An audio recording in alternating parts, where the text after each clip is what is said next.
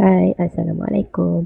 Okey, hari ni kita nak tengok tutorial untuk buat ataupun untuk guna Jamboard. Okey, first kali kita kena open kita punya Gmail account. Tak kisah kita nak guna MOE ataupun kita nak guna personal account. Okey, so bila dah login, kita pergi kepada Google Apps. Okey, kat sini yang ada 9 titik ni. Okey, kita klik kat situ dan kita ambil Jamboard. Okey. Okay, kemudian kalau kata kita dah biasa gunakan Jamboard, so kita punya jams kita akan ada banyak macam ni lah. Okay. Tetapi kalau kata kita baru first time nak guna, dia akan kosong. Okay, jadi kita nak menghasilkan satu Jamboard yang baru, kita klik pada New Jam. Okay, klik kat situ. Okay, dan kita akan pergi kepada jam yang baru. Okay, so sekarang ni kita kenal dululah dia punya interface dulu. Okay, this one dia punya Jamboard home. So kalau kata kita klik kat sini, dia akan patah balik ke page yang sebelum tu tadi kan, yang dia punya home yang ada banyak-banyak tu. Kemudian kat sini dia punya file name. So kita boleh rename. Contohnya kita nak letak kat sini. Contoh ikut sukalah kita nak letak apa pun. Jadi kita faham lah benda tu. Okay, contohnya saya nak letak tiket. Macam tajuk kita lah. Okay. Okay, so klik OK. Kalau kata nak edit balik boleh lah. Okay, kemudian kat sini kita ada frame. Okay, frame ni kita boleh tambah. Sekarang ni kita nampak 1/1. Means dia baru ada satu frame. Kalau kita nak tambah, kita just klik button create frame. So dia akan tambah frame yang baru. Kita boleh anggap frame ni macam kita punya page. Okay. Kemudian kat sini dia ada button undo, button redo. Kemudian ada zoom. Okay, dia ada background. Kita boleh change kita punya background. So katakan ni kosong, putih je. Kalau kita ambil dots, dia akan ada dots macam tu. Kalau ni blue line. Okay. Kita ada blue graph. Okay. Ikutlah terpulang pada kita nak guna background yang mana satu. Okay. Katakanlah saya nak guna yang ni. Okay, clear frame ni kalau kata kita dah buat apa-apa nanti, mungkin kita dah masukkan teks ke apa, kita nak clear, so kita clear. Tapi kalau kita masuk background, dia takkan clear lah. Okay, kemudian yang ni pula dia punya tools yang ada. So first kali kita ada pen. Okay, dekat titik, dekat segitiga ni, kita boleh klik dan dia akan ada banyak option kat sini. Ada 4 option. Dia ada pen, marker, highlighter, brush. Dan ini adalah kalau warna-warna yang dia bagi. So terpulang kita nak guna warna apa. Katakanlah saya nak guna marker warna merah. So saya pun contenglah ke sini. Contohnya saya tulis satu-satu. Okay. Kita conteng lah. Kalau kita ada digital ink ataupun kita ada stylus ke, lagi cantik kita punya drawing tu. Kalau tak, kita just guna mouse je. Okay, kalau kata kita nak padam yang tadi kita tulis tu, kita guna erase. Okay, ambil erase, just padam. Okay, dah settle. Okay, tu ni erase. Erase ni hanya boleh digunakan untuk marker, pen, highlighter dengan blush ni je. Tapi untuk kes-kes yang lain, dia tak bagilah kot rasanya. Macam tak pernah jumpa lagi pun. Okay, ni button select. Okay, yang ni sticky note. Okay, sticky note ni ada 5 warna. Kita boleh pilih warna apa yang kita nak. So, kata warna hijau. So, kita tak tulis apa. Mungkin kita nak tulis dekat kita punya jam tu tarikh macam dekat sekolah kan, kita tulis tarikh kan dekat whiteboard kita. Okay, so contohnya saya tulis 2020. Okay, save. Kalau kata kita nak tambah lagi sticky note, kita boleh tambah. Kalau tak nak, just cancel. Dan kita punya sticky note kita boleh resize. Okay. Kemudian kita boleh bawa dia, kita boleh drag dia ke mana-mana kita nak. Okay, contoh kita letak kat sini. Okay. Dan kalau kita klik pada sticky note tadi ni, dekat atas ni ada 3 titik ni tadi. Kita boleh edit. So kalau kata kita nak edit, nak betul ke apa kan, boleh. Kotak kita ada apa lagi? Duplicate. Kita boleh duplicatekan dia. Kalau tak, kita ada delete.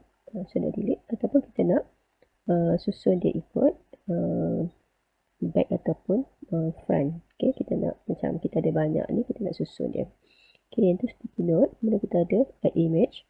Okay, add image tu kita boleh upload gambar daripada kita punya laptop. Okay, daripada kita punya phone.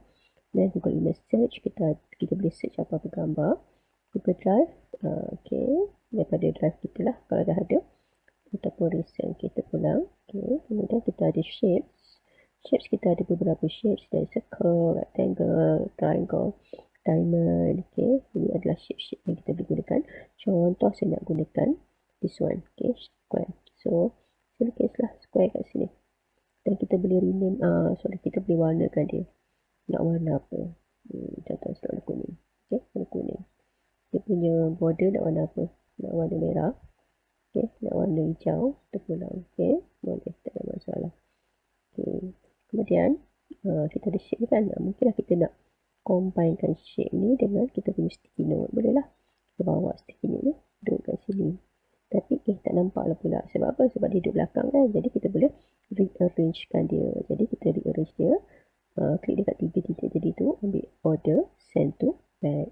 So dia nampak lah. Dia appear. Jadi macam nampak cantik sikit lah kita punya sticky note tadi dengan shape tadi kan. Kata kalau kita nak delete shape, 3 titik tadi, delete. Kemudian kita ada text box kita boleh tak ada apa-apa, kita nak tulis tajuk untuk hari tu, tiket contohnya. Dan kita boleh resize as usual.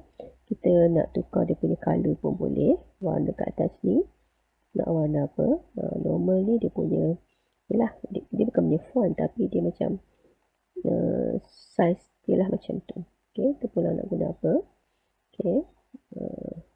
So kita letaklah kat mana-mana kita nak letak. Yang ni pula laser. Laser ni apa sebenarnya tak ada apa pun sebenarnya. Mungkin masa kita nak mengajar, kita nak tunjuk something, so kita boleh gunakan laser. Tapi dia tak simpan apa-apa. Yang ni dia punya ni first frame. Kalau kita nak tambah, kita nak pergi ke next frame, kita just pergilah second frame. Kalau kata dekat bawah 1/2 kita boleh expandkan kita punya frame bar. So dia akan nampak lagi clear lah apa yang kita buat. Frame pertama ada apa, frame kedua ada apa. Kalau kata kita nak delete frame terlebih frame, 3 titik, delete. So dia akan delete frame. Dan kita boleh collapse sebalik lah. Kita boleh tutup balik dia punya frame tadi tu macam tu. Kemudian 3 titik kat atas ni, kita boleh renamekan kita punya file name tadi. Kemudian kita boleh downloadkan kita punya gem tadi dalam bentuk PDF. Means kalau kata kita ada buat banyak frame, so kita boleh anggap dia macam banyak pages lah. Jadi bila kita download dia sebagai PDF, dia akan downloadkan, dia akan jadikan frame-frame tu sebagai page. Jadi kalau kata kita ada 5 frame, means bila kita download sebagai PDF, dia akan ada 5 pages. Kita nak save image ke, kita nak remove ke.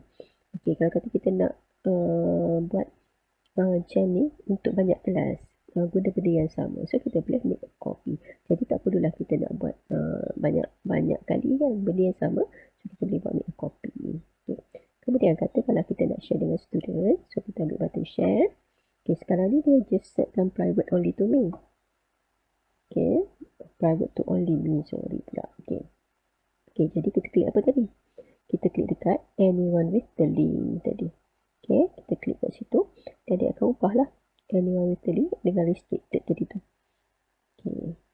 So klik kat situ, kita ambil anyone with the link. Kalau kita restricted, kita je. Kemudian yang viewer, kita tukarkan kepada editor. Dah tukar. So, kemudian kita copy link, kita done, dan kita boleh share dengan student kita. Kalau student kita login kepada kita punya Jamboard dengan menggunakan dia punya account MOE, so dekat atas ni nanti dia akan keluar nama dia orang. Tapi kalau kata dia orang login ke kita punya Jamboard dengan menggunakan personal Gmail, so dia tak akan keluar nama lah, dia akan keluar anonymous elephant contohnya, anonymous rabbit, nama yang pelik-pelik kat situ. So kita boleh share lah dengan siapa-siapa yang kita nak share. Kalau nampak macam ni, dia beritahu dah. Dia kata public on the web, means semua orang boleh access. Itu sahaja perkongsian untuk macam mana nak gunakan Jamboard. Senang je. Selamat mencuba. Bye-bye. Assalamualaikum.